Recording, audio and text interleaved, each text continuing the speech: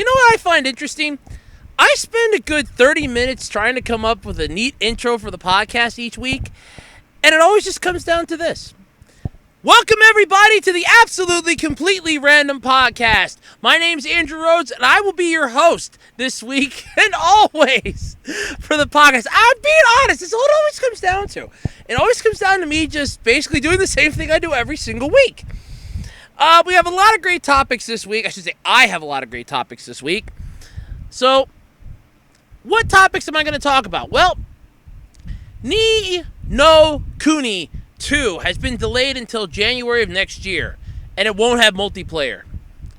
I'm going to talk about a Johnny Yong Bosch interview that caught my attention. Apparently, this was a little on the old side, or old-ish, so I can't be credited too much on it, but it's interesting nonetheless.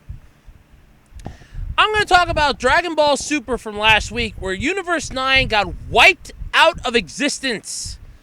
Woo-hoo-hoo! That opened up the floodgates of theories.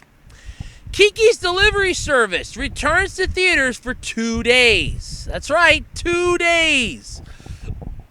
Wreck-It Ralph 2 name drops Oh My Disney. Yeah, that's right, Wreck-It Ralph's getting a sequel, and I can't wait. Mary and the Witch's Flower was not very well received, and I'll explain what I mean by that. Sword Art Online Ordinal Scale Blu-ray apparently might contain Asuna's nipples will be shown, possibly. Yeah, I'm going to tiptoe through that topic. Please forgive me, Mom. Nintendo is stopping production of the new 3DS console. Oh, for the love of Christ. And a French animator shares his experience in the anime industry. And one special Twitter topic, not suggested or given to me by somebody, but just something that I randomly found on Twitter that caught my attention. And boy, howdy, is it fun to read that one. But before I go any further, you know the drill by now. You've been with me for, how many episodes am I up to now? I cry. It'll be a year in a few weeks. It'll be a year in like a little over a month. So anyway, you know the deal by now. A-Roads 2012 on eBay. That's right. You know where to find me. Come on. I got a little bit of everything. I'm a little bit country. I'm a little bit rock and roll. I'm a little bit Rocky Road. And I'm a little bit one of those 3-section Napoleon things you always just take the vanilla or the chocolate out of and leave the other one. What was it, like vanilla, chocolate, and strawberry, I think. And I would always just take the vanilla if I ever got one of those. So, like, blech. I'm not a fan of strawberry, except for Twizzlers. That's about it. But anyway, so like I said, you know the drill. A-Roads 2012 on eBay. Come check me out. You can also follow me on Twitter at OtakuRoads. All right, ladies and gentlemen, and everyone around, let's start the podcast off like we usually do every week with a week in review. First off, I'd like to thank everyone last week for your comments, everyone last week that left a comment, and for the views I got. I did not get a final tally, but I was up pretty high on the list. Hold on, I might be able to pull up, am I still logged in yet? Yes, I am. Okay. Hold on a sec. I can probably get a final count here. Give me a moment. I'm dealing with slow internet for some reason. Then again, I might know why I'm dealing with slow internet. Slower than normal. Let me put it that way. Slower than normal. I mean, I always deal with slow internet, but tonight it seems to be going slower than normal on my laptop. I don't know why. As I had to reboot my laptop. I had to reset my laptop earlier this week. Thanks in part to a multitude of glitches, the last of which I noticed on Tuesday and officially pissed me off, and I'm like, that's it, I got to fix this now. Okay, I'd like to thank everyone for the 18 views. That is the final tally on last week's podcast. 18 views. I'm very, very impressed with that. I mean, that's way better than I thought I was going to get. I was expecting like maybe 3 views at best. 18 views just blew me out of the water, folks. Whew. I couldn't have asked for that in a million years if I tried. I'm so thankful to everyone who took the time to comment. I am going to be looking into adding some royalty-free and license-free music. I'm going to be looking into basically improving the podcast. by the 1 year anniversary. That is honestly my goal right now. I have that set in my mind. I'm working on a few dozen things for the podcast. Unfortunately, a camera and me recording myself is not one of them. Unless you want to see me in my underwear, which I don't think you want to. Because it's hot in my room. It's like 87 degrees right now. And that's the coolest it's been all week. So, yeah, nobody wants to see that. I'll get banned on YouTube for it. So, I'll probably get slack now just for mentioning it in the thing. I'd like to put out this for a moment. Please don't ban me, YouTube. It's called a joke. It's funny. At least I thought it was. But anyway, so thank you, everybody, for all your comments last week. Thank you for all of your views. I hope I can do this week justice, too. But you never know. I mean, the topics may suck. I may suck. I don't know. I didn't really get a nap today. I'm a little irritable. I'm a little grouchy.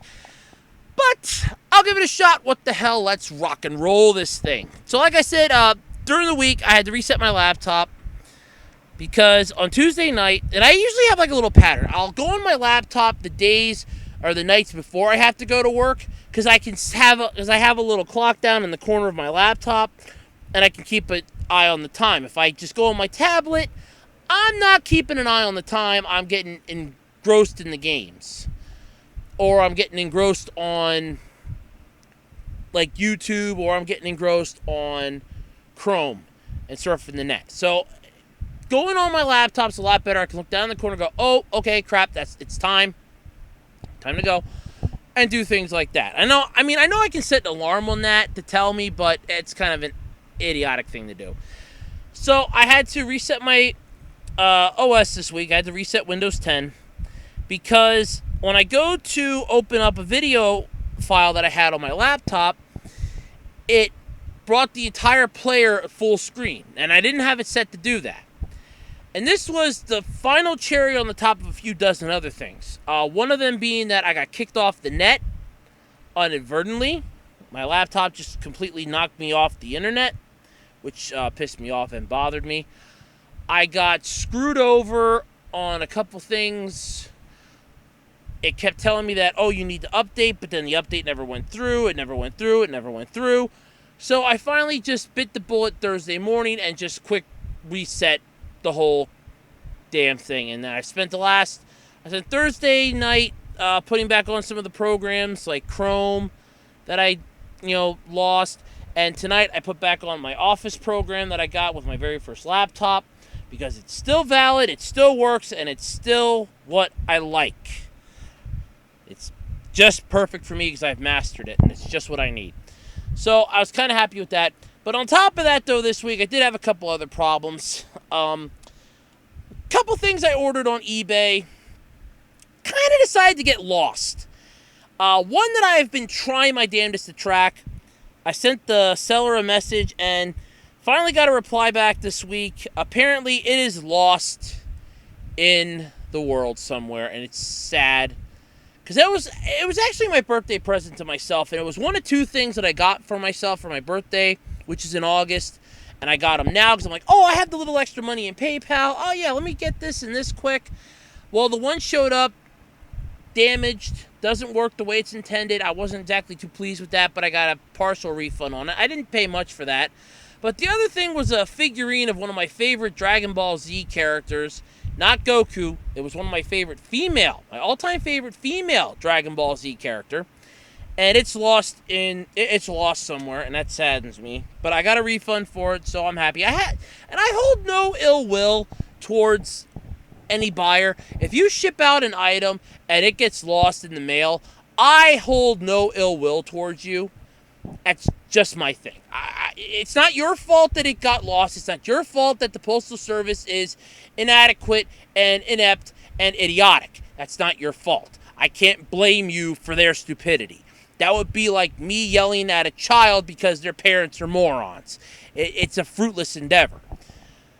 But on top of that, I ordered something for a friend of mine this week, and this is the funny part. It was, I was following the tracking number on it, and it's telling me that it was delivered on Wednesday,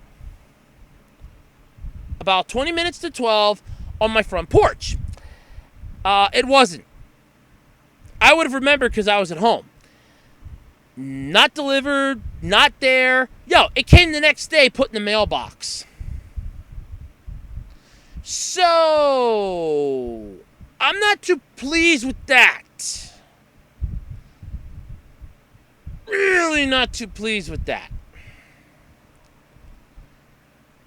But I got it. It'll be going to my friend this week. Or this coming week. So anyway, that's been my week. I'm almost afraid to see how long I've been talking about my... Holy crap, I've been talking about my week for like 10 minutes now. Alright, so let's get into the podcast. Oh, and on top of... one last thing to add about my week. With the comments that I got last week of my podcast, I am looking into doing some of that. I have listened to some of the music. I just have not gotten a chance to listen to all of it. So, please bear with me. I have read your comments. I have replied to majority of them saying that I will keep it in mind because I am going to keep it in mind.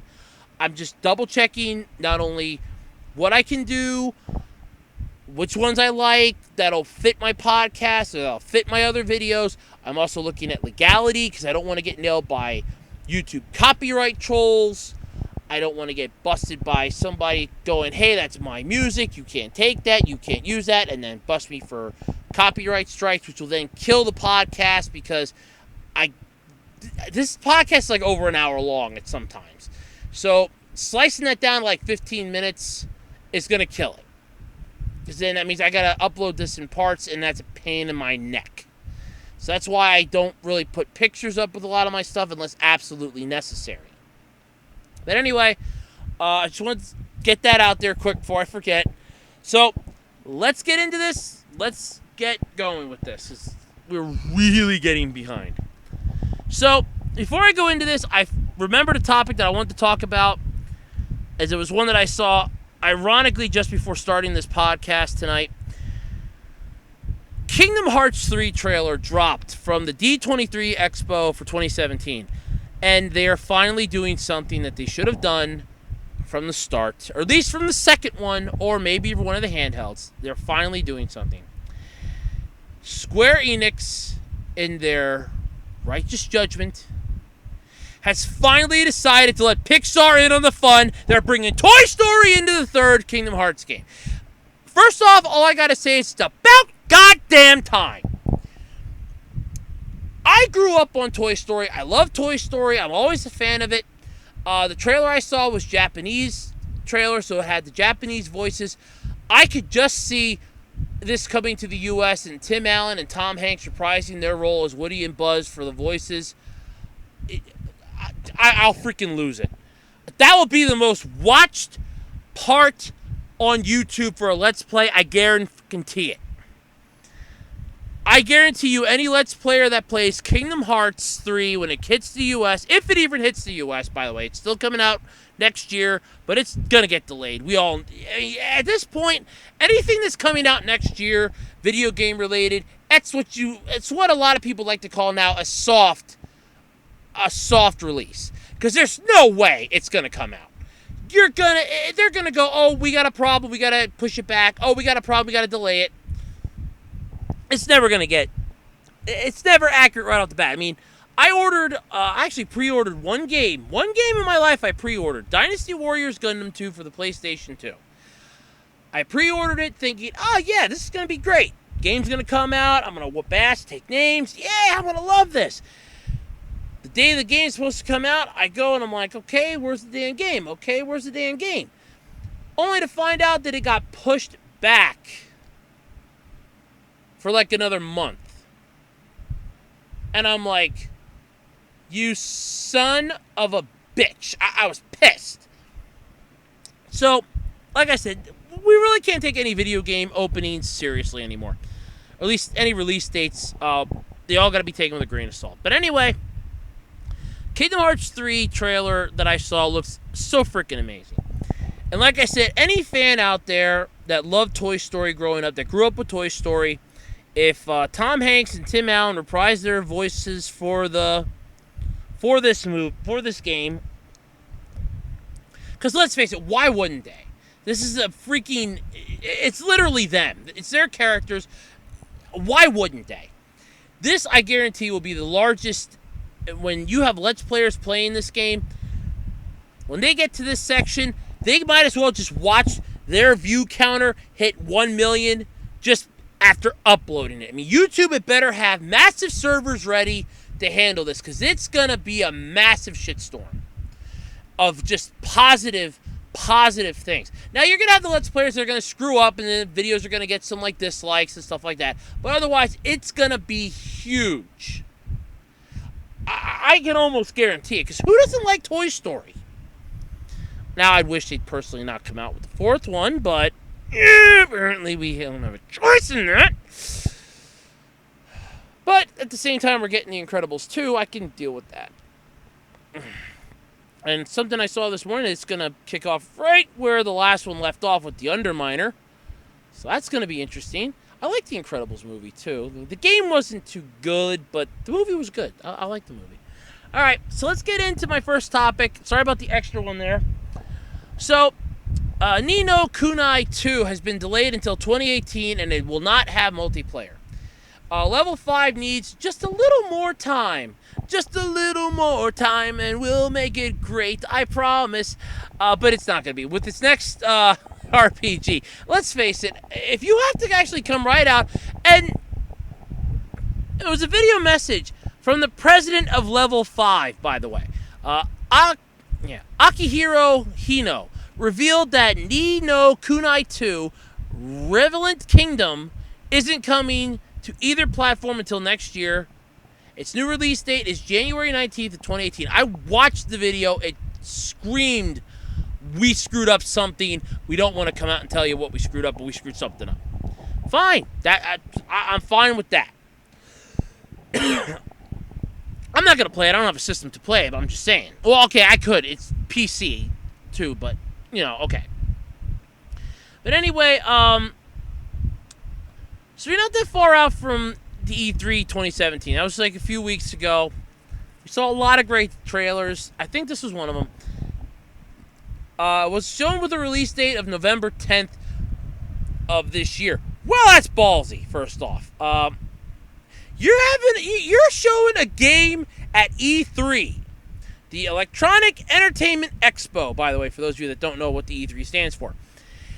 And you have the balls to honestly come out and go, yeah, we're going to come out with this game. It's going to be out on shelves November 10th of this year.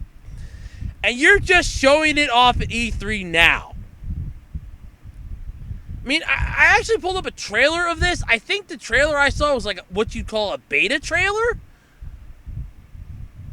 Unless I actually pulled up a beta trailer that was leaked or something, I don't know.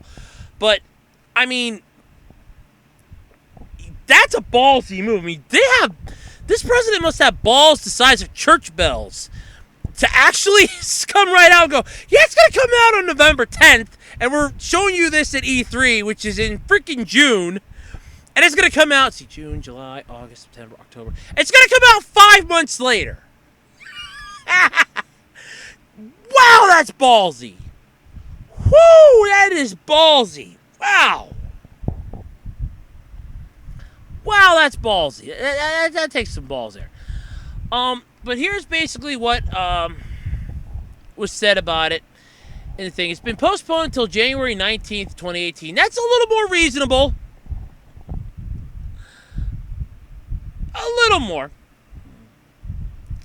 But anyway, this was that they said, and I quote, we have decided that more development time is required in order to deliver the full No Kuni 2 experience to our fans, said Hino.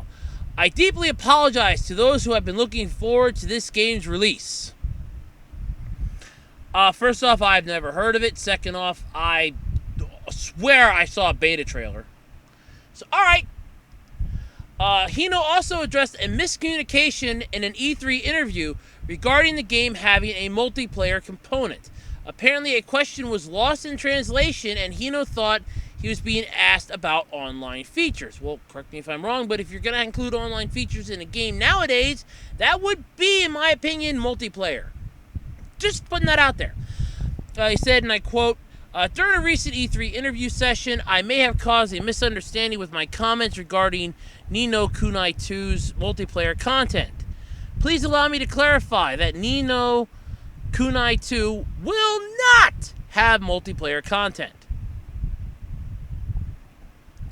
Yeah. Alright, but it's coming out, unless it gets delayed again, January 19th of 2018 for the PS4 and PC. In all honesty, I just don't care. It bothers me none. But it's just interesting that, first off, I want to give kudos to the president. I want to give kudos to Akihiko, or to Akihiro Hino, for first off coming out in a video and saying, yeah, we're delaying it. I mean, in all honesty, I think the creator of Mighty Number 9 should have done that and actually spent the time and made a better fucking game. When you pick, because it's ironic because I was talking about this with somebody on Twitter. The game, oh no, I remember it was Sun Gaming YT. That's who it was. They had something up. That game would have been a lot better, first off, if they wouldn't have pissed off their target audience. The line in there, make your enemies cry like an anime fan on prom night, definitely hurt their target market. I mean, okay, people do have a tendency to not have a thick skin. Yes, I will admit it was a joke. Yes, I thought it was funny in a cosmic sort of way. I thought it was hilarious. Does that mean I'm going to go out and buy a copy of the game? Hell no. No, because at the same time I thought it was funny, yes, it pissed me off. Oh, okay, so in other words, anime fans cry on prom night because they have no dates. Okay. And nobody else cries on prom night. Like, oh, I'm going to say this, and I mean no disrespect, the ugly chick that couldn't find a date. The ugly guy that couldn't find a date. The lonely, pimply-faced nerd that couldn't find a date. They don't sit at home crying on prom night? You immediately targeted anime fans with that. I would have done what, Akihiro did here, and came out with a video saying, yeah, we're delaying Mighty Number 9. That would have been a way better idea than just coming out with the game. So first off, I want to, like I said, kudos to you, Akihiro Hino. Kudos. I can't stop clapping enough for this. You actually did the right thing. You came out, you addressed the public, you said, this is a good thing. I apologize profusely, but we have to delay the game. It is not up to par. It's not up to snuff. We want to make it better for the fans. That, first off, kudos to you for doing that. That took a lot of balls, took a lot of guts. Seriously, kudos and congratulations on that. I don't think it's going to hurt you, though, in any way, shape, or form, because, I mean, you're kind of putting, originally, the release date way too close to the Christmas season. Anything from the end of October to the day before Christmas and even the week after Christmas going into January are what you call hot topic items. Those are the ones that are going to get the most publicity, the most sales. They are going to go flying off the shelves. And if your game is not up to snuff, word of mouth is going to spread fast, especially nowadays with social media and everything. It will spread, and there goes any chance you had of getting it. You also have to worry about people buying multiple things, and are they going to have enough money to buy your game? If you wait till after the new year starts, people usually have a little more money because, oh, they got gifts from other relatives, or they got gifts from friends in the form of gift cards, or, actual cash, or store credit somewhere that they can actually use to buy the game itself, which is definitely good. Now, whether or not, I don't know if this is going to be like a download exclusive or something, but either way, you can still get like PlayStation Store cards, Steam cards, stuff like that. So it's definitely a good thing that you changed up the date, that you want to have it, that it's going to come out. You want to make it so that it's more up to snuff. You want to make sure that it's, up to par with what you think the fans want. First off, you're listening to the fans. You care about what they want. That No other video game designer has done that, to my knowledge. They are basically in it to make money. They don't give two craps about the fans, because if the fans bitch, they're thinking, well, we're still getting publicity. Whether it's positive or negative, they're still getting something. Because people that say negative things about something, well, people are still going to go out and buy the game because they want to see why it's so bad. If you say positive things, they're going to go out and buy the game because they want to know why it's so good. It's a double-edged sword that really does not hurt the publisher as much as people think. Sure, they're going to lose money if they have a bunch of people coming out and saying, oh yeah, this game's garbage.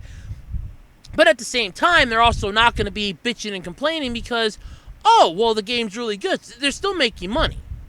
And that's the whole concept, is that they're still making something.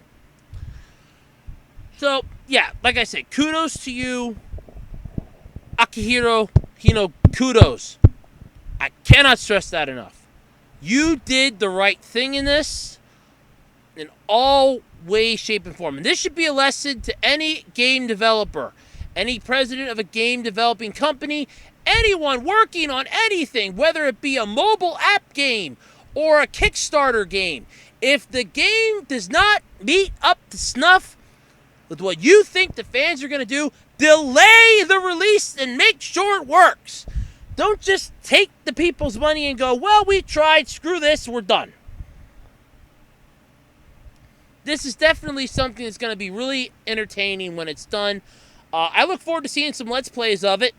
Like I said, I don't see myself buying it, mostly because I don't buy a lot of PC games and I don't have a PS4. So, yeah, I don't see myself buying this, but still, kudos, and they'll come out next year.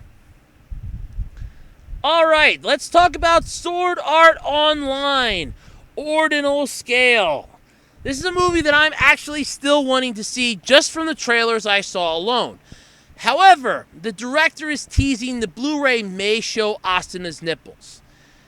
So, for those people that wanted to hate SAO so much before, oh, well, here you go, here's some more fuel for your fire. For those people that believe CNN was right that anime is porn, hey, here's some more fuel for your fire. Want me to build you the wooden dummy yet? So, here's the concept. To the delight of fanboys, Sword Art Online Ordinal Scale director Tomihiko Ito and fellow staff members have teased that the Japanese Blu-ray disc release of the film may reveal Asuna's nipples during the bath scene. During the bath scene. Okay. The anime film staff said during an interview that the Blu-ray disc release of the film could have an upgraded bath scene with more detail during the interview. Ito said that both a version that shows Asuna's nipples and a version that doesn't show them were made. However, he suggested that the reveal was very slight. Yeah, it's probably like a quick 2-second, not even that, I'm guessing. I have yet to see the movie, so I don't know. Ito also confirmed on Twitter that the film has been slightly refined for Blu-ray disc release. Sound director Yoshikaku Inawami, and I do apologize if I mispronounced that, then asked if there might be a nip slip. Ito replied to his tweet by saying, "You can properly see them." Inawami then teased that the only way for fans to find out for sure would be to buy the Blu-ray. So here's my question, though. Before I go any further into this, is this actually going to be true, or is this just the director's way of trying to hype up the sales by trying to get the nerdy fanboys to buy it because they're thinking, oh, my waifu's going to show something? That's my whole point in this. So Asuna's bath scene is also a certified collectible. Apparently, 1:35mm film cut given out at screenings. First off, I want to know what sick bastard thought up this is a good idea. Yeah, first off, okay, now I know the age of consent in Japan is way, way, way lower than it is here in the U.S. You can thank Matt Pat at Game Theory for teaching me that. Now, thank you, Matthew Patrick, for ruining my life. But whose brilliant idea was it that, yeah, we're going to give out a 35mm cut of the bath scene at the screening. Well, apparently some moron had the brilliant idea of trying to sell it on Amazon for $1,500 US. So if you got $1,500, you can buy one 35mm film cut of Asuna's bath scene. I hope that doesn't come with a certificate of authenticity. It'll probably be all sticky. Just knowing my luck, it probably would be. And anybody else's. See, even with the limited cleavage, some fans have complained that English language theatrical screenings were censored further with zooming in on Asuna's shampoo bottle and cell phone. Ladies and gentlemen, the U.S. Censor Bureau and the MPAA, the FCC, and every other thing that blocks media and everything else will censor the crap out of anything coming into the U.S. Anything that might be construed as child porn will immediately be censored, kids. Come on. Dragon Ball got away with it because it slipped through a crack. Otherwise, it doesn't get away with this stuff. They will censor it. It will get censored. You will see that it will get censored. There is nothing you can do. They will zoom in on the characters' faces to not show you certain body parts. They will zoom off the side to other things to avoid certain scenes. It's all part of a very well articulated plan called we don't want to make the youth impressionable. We don't want to do something illegal. That's what the whole thing is, folks. Because you got to remember, they're like 15, 16 in this movie. Here in the U.S., that's not legal. That's jailbait. That is legal jailbait right there. You're going to jail for that. You see that, you're going to jail. It's that simple. Alright, so the animated theatrical screenings have earned more than 3.5 billion yen, which is around $30.1 million worldwide. Sold more than 2,750,000 tickets. It opened in Japan on February 18th, and Aniplex of America and 11 Arts screened the film in the United States on March 9th. The film has held a Hollywood premiere on March 1st, and the film also screened in Canada during the March 17th through 19th weekend. The film returned to the U.S. theaters with an English dub starting on April 22nd. First off, if you ever want to watch Sword Art Online, you have got to do it subbed. The English dub is just so goddamn bad. It's so awful, so abysmal. I'm not even joking on that. The voices do not match the characters. They are way too old for the characters. Way too old. Never liked the voices in it. No, sorry, couldn't get into that. So, there you have it, folks. I'm personally thinking this is all nothing more than a freaking publicity stunt. And if it's true, it'll probably be a freaking deleted scene or an Easter egg. Is it anything to get your, to get your underwear in a bunch over? No. No, it's not. I mean, it's just going to give anime fans something more to gawk at. Sword Art Online haters something more to fuel their fire. And it'll give CNN more cannon fodder for their next BS lies about anime. That's all it's going to be. The sick world we live in, we're living with sick people. This portion of the Absolutely Completely Random podcast is brought to you by A-Roads 2012 on eBay. Because I'm the host, and I also am A-Roads 2012 on eBay. So if I can't do a commercial for myself, then what's the point of doing anything? Come check me out on eBay. Alright, so Nintendo is going to be stopping production on the new Nintendo 3DS console. First off, all I have to say to this is, oh boy, really? Nintendo's pulling the plug on something else? Yeah, wake me when it's over. The new Nintendo 3DS XL still in production. The new Nintendo 2DS XL launches in North America on July 28th. Nintendo revealed on Thursday that it has ended production of its new Nintendo 3DS handheld console in Japan. Aww. Nintendo is still producing the new Nintendo 3DS LL, or Extra Large, outside of Japan, and the new Nintendo 2DS LL/Extra Large and Nintendo 2DS. The 3DS Extra Large variant shipped in 2012, and the Nintendo 2DS variant shipped in 2013. And the 2DS variant, to my knowledge, was a lot cheaper, too. The new Nintendo 3DS, along with its XL variant, shipped in 2014 in Japan and in 2015 in North America. Nintendo revealed in April that it had sold 66.12 million Nintendo 3DS and its variant units worldwide. How do you get .12? I can understand the 66 million. How do you get .12? What, were you selling off parts and it just slowly equated to like 1? I don't get that. Nintendo began selling the new Nintendo 2DS LL/Extra Large in Japan on Thursday, and will begin selling the variant on July 28th in North America.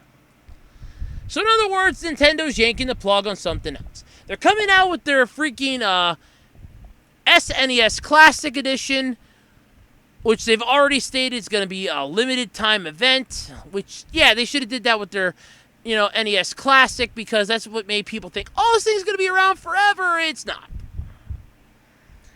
It's not. So we know that the Nintendo 3DS is done, because they're going to focus all their attention now on the Switch, because everybody wants the damn Switch. I don't. But apparently everybody wants the Switch because, oh, well, the Switch is where it's at. The Switch is new. The Switch is now. The Switch is what we must have. Our lives are not complete without it. Yeah, my life's complete without it. Just saying. All right. Here's an interesting topic. A French animator has shared his experience in the anime industry. First off, I want to specify this. This is actually pretty interesting. Now, this came from Otaku USA, by the way. So if you're on Twitter and you're not following Thomas Roman, that's Romain, by the way, you should probably fix that right about now. As a non-Japanese person working in the industry, Romain is also a great source for a behind-the-scenes perspective in English and French. First off, yay! Somebody that does anime that speaks English. I do not mean that insensitively in any way, shape, or form. Recently, Romain sat down with Kotaku for a long-form interview about how he got into the anime industry and its unique challenges. So Romain was born in France. He lived in Japan since 2003. When he moved to the country to work on a production called Oban Star. Oh God, he worked on Oban Star Racers. Oh well, we already know how good he is then. Show had a good plot, but and then there was the whole thing with the. In case you're wondering, I was just banging my head on the microphone. Last time was my hand because I really hurt my head. It's the second time that kind of hurt. He stuck around and has since worked on projects like Basquash, Symphogear, and Space Dandy. Oh, good lord. Ugh.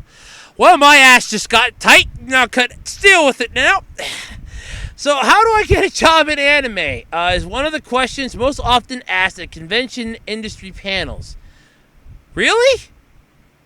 I think after one person asks the question, it should be no longer a valuable question. Just look back up the. Oh, good lord! Now look what I'm talking. Look what I'm talking about. And Romain offers some advice in the interview, noting that unsurprisingly, learning Japanese is pretty darn important. Yes, we don't have the translators from Star Trek that I can just stick in my ear and have my tablet, or for those that got the smartphones, have that translate what they're saying. Speaking of which, somebody out there want to create that, I think an entire organization would be pissed off at you, but an entire world will be thankful to you. Romain also offered some perspective on the long hours worked by animators and other industry pros, noting that he's put in hundreds of hours of overtime over the years and even worked on his wedding day. He also mentions the industry's famously low wages. Yes, I stand by what I said before about there are children in China working in sweatshops making Walmart brand shoes for pennies on the dollar that are getting paid more than Japanese animators. And that really makes me sad. On the whole, though, Romain seems quite positive about the industry, writing about the friendly and talented people around him keep him motivated.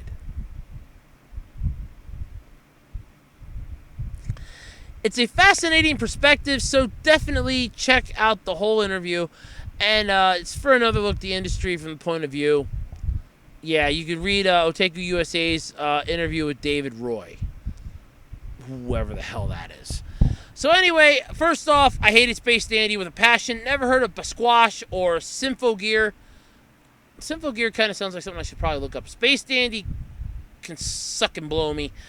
Opan Star Racers was not... It was a good series. I didn't know it was technically qualified as an anime. I will admit that. I honestly thought it was a cartoon. Then I just found out earlier this year that it qualifies as an anime. Go figure. I didn't know that. I only just recently found that out. So that's interesting to me because now I want to watch the whole thing again. I mean, it was not that bad of a series. It just, to me, had some major plot holes that it could have either worked around or tried a little better to fill than just the half-assed patch job it got. But then again, that's my opinion. I'm entitled to it. So anyway, yeah, there's some great things. So pretty much if you want to work in the anime industry in Japan, you got to learn Japanese. No shit, Sherlock. Speaking of a person that works in the Japanese animation industry, Hayao Miyazaki. Ah, yes, we're talking about Miyazaki again. He's becoming more popular on my podcast than Pokemon. Miyazaki's classic Kiki's Delivery Service swoops back into theaters for a 2-day event. It'll be July 23rd and 24th. The 23rd will be the dubbed version, and the 24th will be the subbed version. Or you could just go out and buy the DVD, like at your local video store or your local, I just want to go probably Best Buy or Target maybe, or you could just buy it on eBay or Amazon, or just watch the thing on a site like maybe Crunchyroll or Hulu, what have you. And you can watch it everywhere. So yeah, go to the theater and see it. That's, the hell. So from the legendary Studio Ghibli and director Hayao Miyazaki comes Kiki's Delivery Service, the beloved coming-of-age story of a resourceful young witch who uses her broom to create a delivery service only to lose her gift of flight in a moment of self-doubt. First off, I want to stress this. This was the very first DVD I ever bought for myself. It is the 2-disc special edition. I still have it. I will have it to the day I die. I will personally leave instructions to my kids or my next of kin to either bury it with me or play it at my funeral. Because it is just that good of a movie. It really is. It's that good of a movie. So the entire premise of the movie is it's a tradition for all young witches to leave their families on the night of a full moon and set out into the wide world to learn their craft. Kiki's night comes, ironically, when she and her dad were going to go camping, and then she decides to cancel that because it's going to be a full moon, it's going to be nice and clear. Yeah, I'm going to do it tonight. She embarks on her life journey with her chatty black cat Gigi, voiced by the late great the late great Phil Hartman voiced Gigi, and it will always hold a spot in my heart because he did a damn good role in that. He was just so damn good as that cat. So they can never make a sequel because it'll never be the same. I mean, they could try. I'll be honest with you. They could try. They could have Gigi like go back home or something, or you know, I don't know, but they could try. But it'll just never be the same. But they could try. Landing in the next morning in the seaside village, where a bakery owner hires her to make deliveries. That's actually a little inaccurate. This is what actually happened. This tells you how much I know this because I actually watched the movie. Kiki actually got into a train. She flew into a train and slept in the train overnight that was going because... it wasn't going. It stopped. She got into it, then it took off. And when she awoke, courtesy of the cows underneath eating the hay she was sleeping in, she kind of took off with Gigi, and they saw the seaside and came to the village, or the small town, I should say. The bakery owner did not hire her to make deliveries. Kiki delivered a pacifier to a mother who's just left the bakery, and when she came back with a note that said, and I quote, to Asuna, who was Osono, that's what it was, Osono, that your new delivery girl is quite handy. Kiki was the one that decided to open up her own delivery service because flight was her only ability. That was the only thing she knew. She couldn't make spells. She couldn't do potions. She could fly. That was literally it. I put you one step ahead of everyone else in the world, by the way, because they can't fly. You can fly. Just fly. The hell with it. You can do so much good with that. So, first off, that synopsis is very much wrong. And that just tells you how much I've watched this movie. So, there. I even watched the storyboard version, which is the second disc in the 2-disc collection I have. So that just tells you how many times I've watched this movie. Rarely has the animator's art been so brilliantly rendered as in this delightfully imaginative film, a beautiful and timeless story of a young girl finding her way in the world. It could technically be anybody finding their way in the world. It doesn't just have to be the young girl, but yeah, she's a girl. I'll admit that. Dubbed in English is when it will play on the 23rd, and the subtitle will be on the 24th. The special 2-day event will also feature G-Kids Mini Fest, an ongoing festival of the best animated shorts from around the world. To that, ladies and gentlemen, I have to say one thing and one thing only. Why are you putting Kiki's Delivery Service in theaters? Oh, wait! I have the answer to that! Let's scroll down a little bit, shall we? Because, the ghosts of Ghibli will haunt and are haunting Mary and the Witch's Flower. Otaku USA did a review of Studio Ponic's first film, and it feels strangely familiar. In Mary and the Witch's Flower, the new anime film from Hiromasa Yonbayashi, who did When Marine Was There, the main character is a young girl who moves to a new town, befriends a black cat and a blonde-haired boy, and saves the latter with a bit of witch's magic and some fancy broomstick aerobatics. Yeah, stop me if you heard this before. It's the freaking plot of the last movie. It's the plot of Kiki's Delivery Service. So this is why it was not too culturally reviewed, and I managed to combine these two together. I just realized that. There are two contexts in which they have to think about Mary and the Witch's Flower. First, on its own merit as a film, and second, as a debut work from Studio Ponic.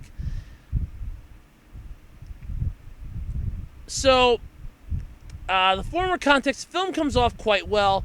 It's based on The Little Broomstick, a 1971 novel by fantasy writer Mary Stewart. It tells the tale of another Mary, this one called Smith, a young girl who just moved to the countryside to live with her grandmother. Mary is in that awkward stage of life where her enthusiasm exceeds the limits of her growing limbs, and her attempt to help out around the house inevitably ends in disaster. To make matters worse, she's constantly one-upped by Peter, one of the few people in town her age, who's praised by adults for being well-mannered and mature. With a preteen sigh, Mary predicts that nothing good will happen to her in her entire life. But Mary's fortune changes when she meets a black cat who leads her through the woods and to both a long abandoned broomstick, and a mysterious glowing flower. So I'm wondering, did they steal Kiki's broomstick and the flower from Rapunzel? When she picks up the flower, it unleashes its power, propelling the broomstick and Mary into the air and to a magical school high above the clouds dedicated to training witches. Think Hogwarts. Oh, great, so we're digging some Harry Potter bullshit into this. All right. Let's do it. The flower has transformed Mary into a powerful witch, temporarily at least, and the heads of the school, Miss Mumblecook. Oh, yeah, I can see that being miscontributed, or miscontrived. Yeah. And Dr. D praise her newfound powers. Not used to being praised for much of anything, Mary eats up the attention, but it's not long before she discovers the overly enthusiastic schoolmasters are more interested in the magical flower than Mary herself, and that their plan for harnessing its powers are dubious at best. So, it's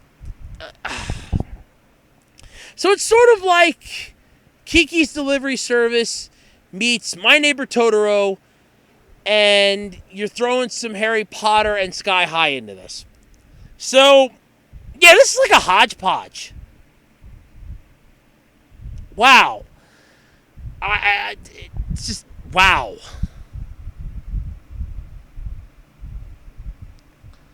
Wow.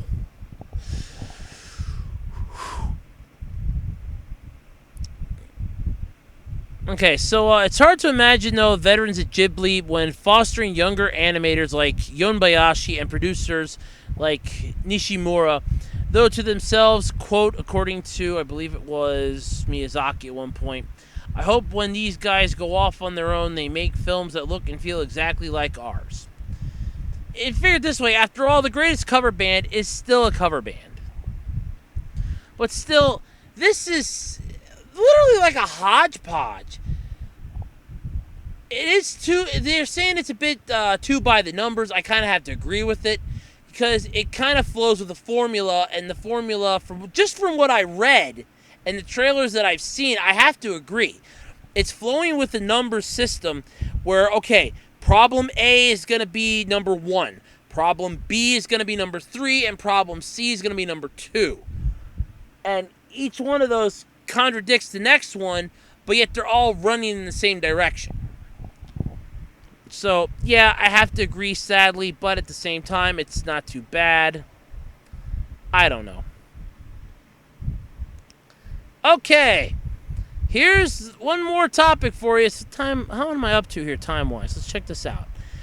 At the tone, the time will be 52 minutes and 50 seconds of the podcast this week. I'm actually not doing too bad. So I got a couple more topics to go, one of which I actually should probably pull up because I thought I had it in my topics folder, and I don't. Let me see where I put you. I swear to God, if I lost you, I will be pissed.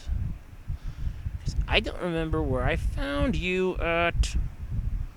Where are you? No, seriously, where the are you? Oh, great. I probably lost it. Or I didn't. I saved it. No, I know I saved it. Put it on here somewhere. Oh, well, I try to figure out what happened to the one thing that I did want to talk about tonight, and I can't freaking find. Damn it, I know I saved it in here. I know for a fact I saved it in here. Ha-ha! There you are! There you are! I found you, you miserable little bastard. Alright, so I had that topic up there. I'm sorry, I had to find that quick. So like I said, this is random. Definitely random. Anything can happen here. So, one of the last topics on my topic sheet, because then I got 2 others that are off the topic sheet because I didn't have enough time to put them on the topic sheet. And I mentioned them at the start of the video, but the information isn't on my sheet. So, Taraji P. Henson is going to voice a character in Wreck-It Ralph 2 who name drops Oh My Disney. First off, I weep for the next 3 generations. Second, please, Disney, don't up Wreck-It Ralph. No, screw it. Don't fuck up Wreck-It Ralph 2. Please. Please don't. Please don't. I know you have a habit of really screwing sequels to the wall. Don't bend it over and have Mickey Mouse plow it, okay? I'm just going to get right out and say it. I know we're all thinking it. I'm just going to say it. I'm just going to say the elephant in the room. There, I said it. Can't take it back. I said it. But anyway, we got the best news today according to the article. At D23 Expo, during the panel, Pixar and Walt Disney Animation Studios, the upcoming films hosted by John Lasseter. It was revealed that Taraji P. Henson will be playing a new character in Ralph Breaks the Internet, Wreck-It Ralph 2. Not only that, Oh My Disney got an amazing shout out in the form of a future name drop by her character. So the scene is, basically she's voicing the character of Yes. Is the new character voiced by her. It's an algorithm, the heart and soul of a trend-making site called Buzzaholic. Somehow I suddenly hear BuzzFeed contacting lawyers. I don't know why all of a sudden, but I just sense that. Yes meets with Ralph and Vanellope and takes these two newbies on a tour of the World Wide Web. Said Sarah Silverman, who voices Vanellope. I liked Vanellope in the first movie. I thought her character was very well done.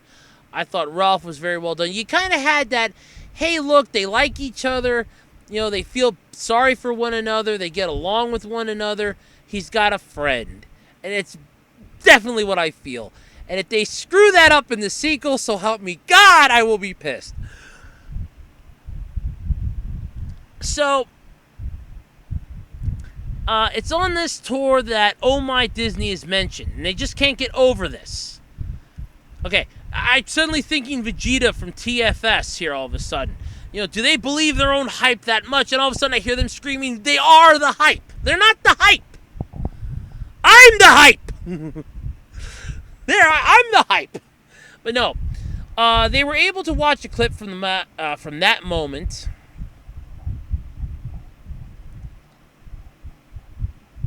Yeah. And the clip, Vanellope gets to meet the Disney princesses. That's right. Disney princesses are going to be in Wreck-It Ralph 2. So we're basically just connecting everything together here. And one of the most incredible scenes ever. Jodie Benson, who does the voice of Ariel. Paige O'Hara, who voiced Belle. Linda Larkin, who voiced Jasmine. Irene Bedard, who voiced Pocahontas.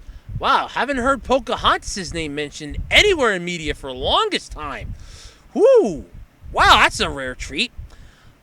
I'm being honest on that. Anika Noy Rose, who voiced Tiana. Mandy Moore, who voiced Rapunzel, my all-time favorite princess next to Ariel. And, Aluli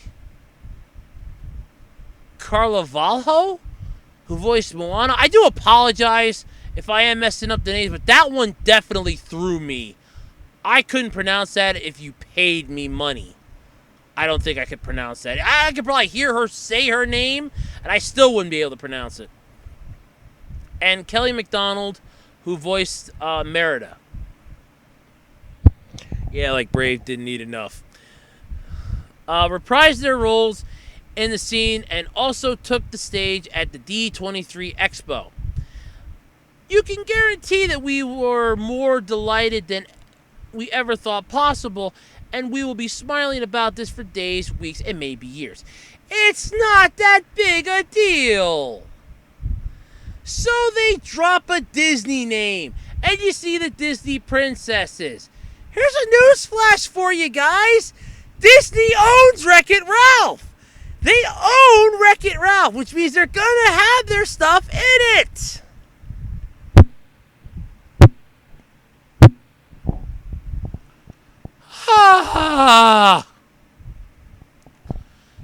It's almost like every single time my grandfather and I would watch the ABC News, and I mean like the regular local edition, where it would be, oh yeah, and Disney is the parent company of 6 ABC. Somehow you just imagine that they got their dollar. And I like that. Well, they're going to be geeking out about this for days, weeks, and maybe years. You didn't think that they weren't going to sneak Disney shit in? They're just being open about it. Oh, hey, come get some asses in the seats. We're going to have Disney stuff. Which kind of makes me wonder, is the sequel going to be good? Because if they're going to have Disney characters in there to help bolster asses in the seats, that, in my opinion, does not bode well for those of us that are looking forward to seeing it. Now, granted, I would love to see Rapunzel in a Wreck-It Ralph movie because, well, I like Rapunzel. I hope it's the brunette version too. I hope they don't bring her back with her blonde hair like they have in that crappy series. That series sucked, by the way. I did manage to see some of it on YouTube. I saw clips on YouTube, and I caught a couple episodes on YouTube, and it sucks. I am not a fan of that. That movie was even worse.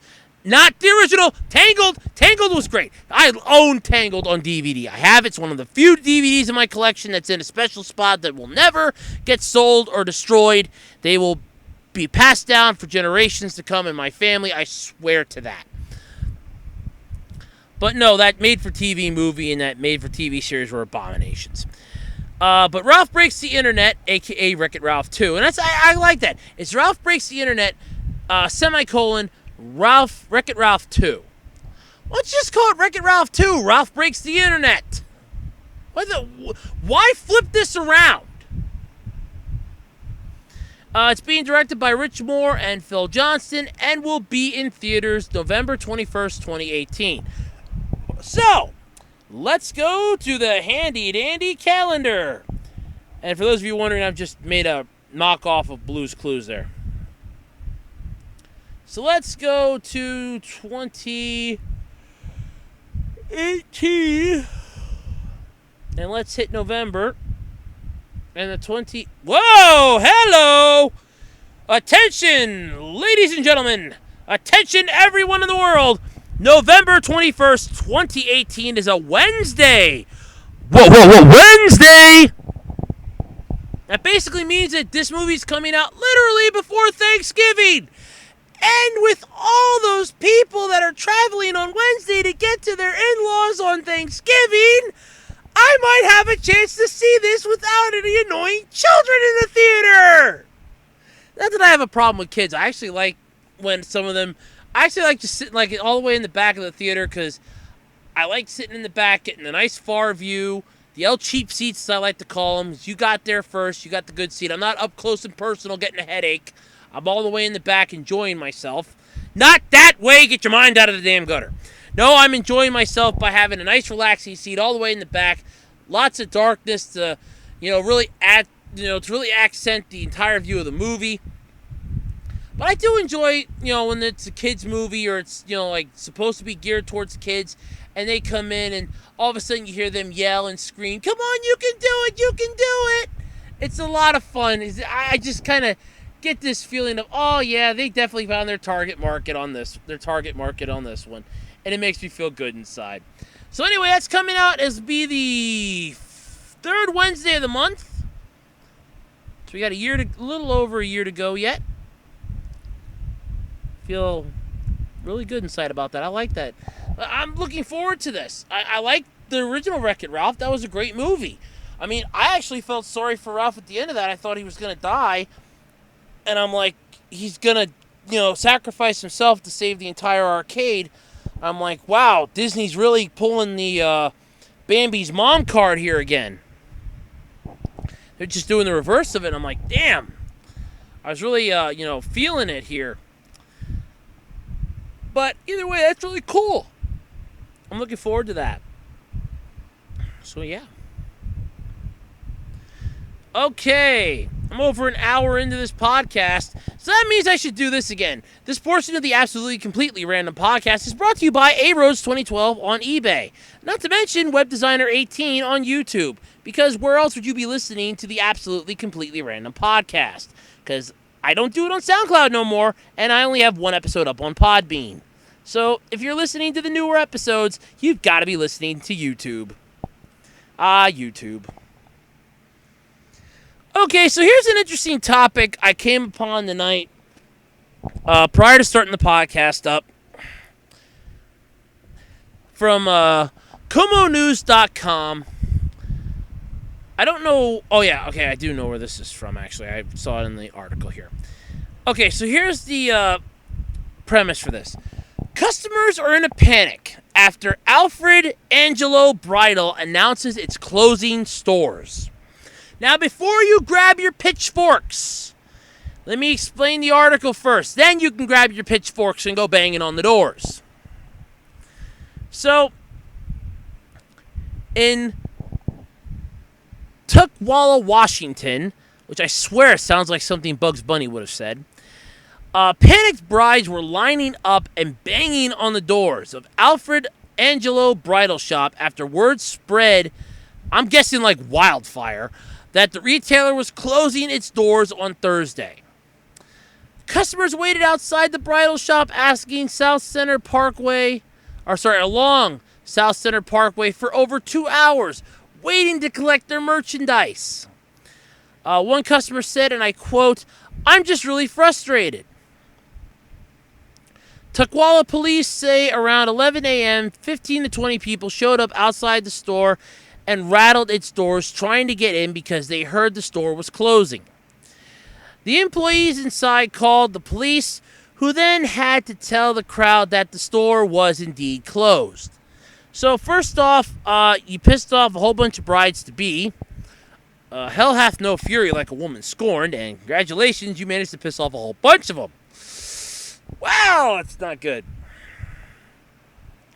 Police say the employees who were told they lost their jobs chose to stay and help the customers pick up their dresses. So there is a bright side to this story. They were quoted, the Tukwila police wrote on Facebook, and I quote, "The employees of a bridal company in town arrived at work this morning to discover that they no longer had jobs and that the company was folding. They were instructed to close and go home. Out of sympathy for those that are now facing potential disaster on what is supposed to be the best day of their lives, these employees opted to stay the entire day without pay and without any job just to assist everyone that they could." So that's really touching. However, some people's dresses hadn't actually arrived at the store yet, and they were told how to go about getting them, but others were told that they might not get them at all, and it's also unclear whether customers will be issued a refund. So first off, I mean, if you know you're going belly up, at least put a sign on your door and stay open a couple days prior going, "Hey, FYI, we're closing up shop, we're going out of business. If you have, something with us, please pick it up now. Otherwise, you ain't getting it." Let's see here. Kaya Lipscomb said she got a call to come pick up her veil an hour and a half before the store closed for good. She doesn't know if she'll ever get her dress, though. Most women have dreamed of this day since, they were 5, and to have that shattered so soon to your wedding is just unfortunate, Lipscomb was quoted saying. Alfred Angelo's corporate headquarters and 60 stores nationwide have all shut down. The store in Tukwila has a store closed sign and drapery hanging in the window. Lipscomb was also quoted as saying, I don't know that I'm going to get the answers that I want, and I don't know that I'm going to get another dress. If that is what I have to do." The company has reportedly hired a Miami-based law firm and is preparing to file for bankruptcy protection. Yeah, bankruptcy protection ain't gonna help you from those many brides-to-be you pissed off. Yeah. In all honesty, all I gotta say is, stick your head between your knees and kiss your ass goodbye, because when they find you, there ain't gonna be nothing left. Not a damn thing. All right, the last and final topic for the night, folks. Johnny Yong Bosch. For anybody that has ever watched an anime series, either it be Bleach or Code Geass, Doraemon. I know he did voices in another one. He's a huge part of anime, but he also started out as a Power Ranger. He was the second Black Ranger, then became the first Green Turbo Ranger. And he also became the Green Zeo Ranger, then the first Green Turbo Ranger. He reprised his role for the Once a Ranger special during Operation Overdrive, and has been a staple to many people who grew up in the 90s. So, you'll remember him as Adam Park, the second Black Ranger from Mighty Morphin Power Rangers. However, he's gone from wielding the power axe to focusing on his voice. Besides, I know he's in a group called iShine. I have actually listened to one of their songs. I want to say one of their songs, because I don't really remember listening to more than one.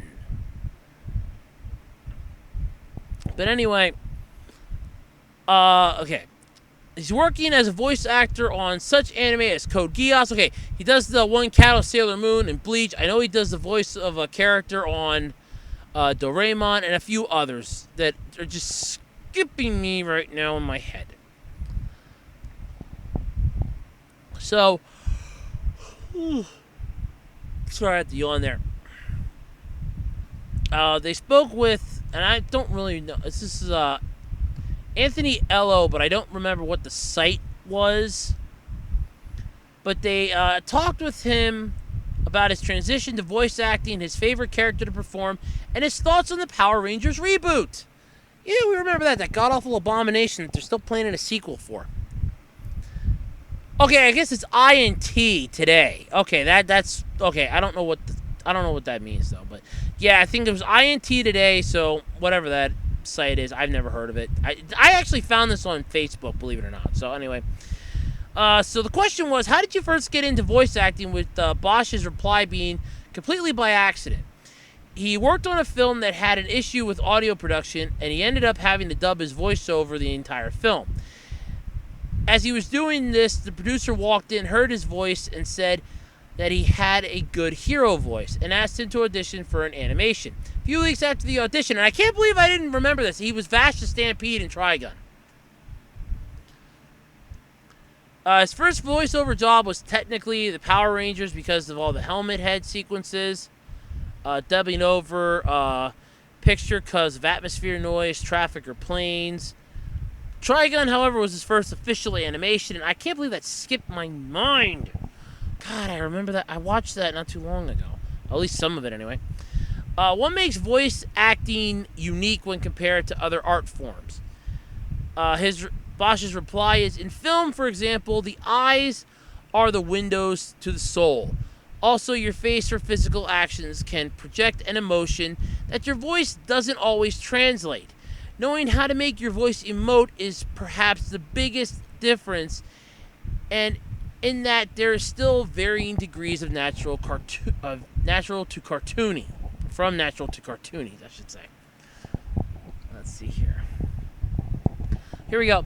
What do you believe is the biggest misconception about voice acting? INT today asked him, and his reply was that it's simple and anyone can do it. A lot of people assume this, but even some great film actors can come across flat or emotionless. I do that here all the time.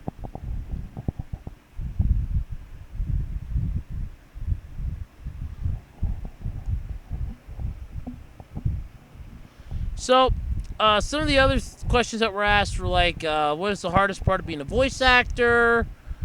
Throughout his career, is there one character he's enjoyed playing the most? Let's see here. According to Bosch, it's too hard to choose one, but Vash will always be special to me. I also learned the most about voiceover and working the microphone on that one. It's asked that if there was another character that he's never done the voice for, that he would feel a perfect fit. Bosch's reply is, I'd love to voice an animated Bruce Lee. I'm not sure I'd be perfect, but it would be awesome for me. And here's some advice out there for you inspiring voice actors from Johnny Yong Bosch himself. Have a grab bag of well-rehearsed characters you can jump right into. There were plenty of times I was cast as one role, but ended up scrambling for other voices when asked to fill in a couple more. So INT today also asked him the question about... Here we go. Asked him the question about the Mighty Morphin Power Rangers and his thoughts on the recent film reboot. To which Bosch's reply is, and I quote, I thought it was entertaining and a good take on the franchise, but unfortunately a little too adult for my young children to see at this time. There you go, folks. Right from the mouth of babes come the truth. So if you want to check out the whole article, I guess it'd be INT today. It's I&T today. Seriously, I never heard of them before. But anyway, yeah, Johnny Yong Bosch, really great voice actor. I mean that. So many levels. He's just really good. Cannot believe it skipped my mind that he did Vash the Stampede. I just freaking talked to somebody about Trigun not too long ago. It completely skipped my mind that he did Vash. God, where's my mind today? I guess it's still asleep. Where I plan to be going next, because that's it this week for the Absolutely Completely Random Podcast. Oh, wait. No, it's not. Psych! I actually have one more thing to discuss. I know somebody's out there is going, I'm keeping a track of his topics. He's missing one. He'd better come up with it. He's missing one. Yes. I know I'm missing one. I'm well aware I'm missing one. Because it's one that I actually said I would talk about. Universe 9 becoming wiped from existence. So put away your pitchforks. Lower your anger. And relax. I've got this one. So last week, Dragon Ball Super shocked the world when Universe 9 was the first universe to lose all 10 of its fighters and was effectively wiped off the face of existence. Now, this is not entirely unheard of. It's unheard of for an entire universe to be wiped out, but we knew this was going to happen eventually. Now, Universe 9 is the lowest mortal level according to the Omni Priest. So it's not exactly uncommon for that to happen. However, there were a few people on Twitter that were upset because Universe 9 lost. They were the first to lose, and now the characters are gone for good. While I'll agree that it is sad the characters are gone, I don't exactly see it as that bad of a thing, because the characters I didn't really get behind because their Supreme Kai was a royal douche. The Supreme Kai literally doomed their entire galaxy and their entire universe in mere moments. He screwed them to the wall because, in his opinion, he figured, oh, well, I'm going to upend, this is how it's going to go. This is how it is. I'm the big cheese. No. The God of Destruction and the Angel were technically the big cheese, and the Angel smirked. When Universe 9 was erased, the Angel smirked. So that's opened up a tremendous amount of theories that the Angels are going to be the actual villains in this arc. Though, personally, I don't think so. I think that Angel was just happy to be rid of the nuisance of that Supreme Kai of that universe. And the entire universe in itself. Because, let's face it, the Supreme Kai was the one that's supposed to lead the universe. And the universe was pretty much worthless. That being said, it is sad that they're gone, and it's opened up like I said, a whole bunch of theories as to what's going to happen next. Like, which universe is going to go next. I kind of have my money, though, that it's going to be like Universe 3 or 4 that might go next. I'm not sure. But still, can't wait to see what's going to happen. I mean, it's entertaining nonetheless. I do have to give Akira Toriyama credit. He still knows how to pull the right buttons and really make me feel and get excited for an episode. Because right when I'm thinking that we're at the halfway point, the ending credits are rolling. And I'm like, damn it! I was just getting into this! But anyway, yeah, so Universe 9 is now officially wiped off the map. No longer around. And we have, let's see here. The 12 universes, 4 were allowed to participate. So we had 8. They're now down to 7.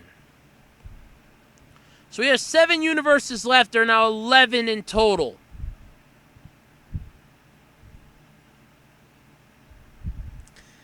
Yeah, that's going to end well, folks. That's going to end well. And speaking of ending things, this is going to be the wrap-up point for the absolutely completely random podcast this week. You know, I have a lot of fun spending time with you each and every week here on YouTube. And guess what? The 1-year anniversary is actually coming up. I have some big plans for that. I keep changing them, jotting them down, and trying to make that perfect. I'm like that parent that just wants to throw the perfect birthday party for their little kid. And, you know, the podcast is my baby. And I want to make sure that it's given a really great birthday when it turns 1 year old. Yes. Feels like only yesterday I was just changing its diaper. Oh, well, metaphorically speaking, of course. But anyway, if you have any topic ideas you'd like to suggest for the podcast, please feel free to either email them to acrpodcast@gmail.com, or you can tweet them to me using the hashtag ACR Podcast Topics, or just tweet them to me on Twitter, and you can also follow me on Twitter at OtakuRhodes. That's OTAKURHOADS. Yeah, how do you like that? There weren't many handles left to choose from, so bite me. And if you have any ideas for suggestions on improvements to the podcast, well, feel free to send them to me either via email or via Twitter. I would ask if anyone wants to sponsor this, but come on, let's face it. Last week was a fluke. I got 18 views. I don't see that happening this week. I mean, I tried not to have everything feel phoned in. I'm hoping it didn't feel phoned in. I kind of had a lot of fun. But anyway, it's another week in the books. I am going to hit the sack. I am tired. I am sleepy. My eyes do not want to stay open much longer. And I will catch everyone next week here on the Absolutely Completely Random Podcast. Also, quick shout out to my coworker whose mom was a little under the weather this week. She was in the hospital. I do hope she's feeling better, and I hope, everything goes well for her. She ended up getting a couple stents put into her heart. So I do hope that things improve for them, because I really don't like buying sympathy cards. I'm not a very sympathetic person. It just feels weird when I have to stand there, because no sympathy card in the world is ever right, in my opinion. They all feel really jerky. I don't know why. But anyway, thank you, ladies and gentlemen, and everyone, for joining me this week on the Absolutely Completely Random Podcast. And until next week, I'm Andrew Rhodes. This has been my podcast. You've been a great audience. Thank you so much, and I will see you all next... Well, okay, I'll talk to you all next time. I won't see any of you, technically. But I'll catch you next time here on the Absolutely Completely Random Podcast, only on YouTube. For now, anyway.